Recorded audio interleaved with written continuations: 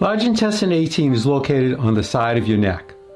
I recommend that you use a light touch for all points on the neck, including large intestine 18.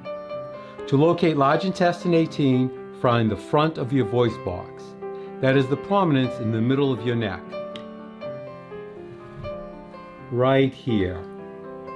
Now find the point that is the width of 3 thumbs to the side of that. Right here. You'll be between 2 muscles. Activate this point by tapping the area quickly 5 times. Take a break for a count of 5 and repeat 4 more times. It might look like this.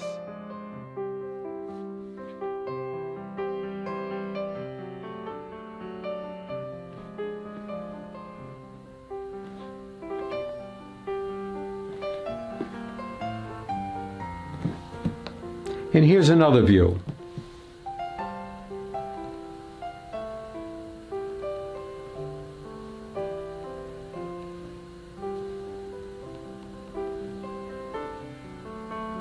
Now find and activate large intestine 18 on the other side of your neck.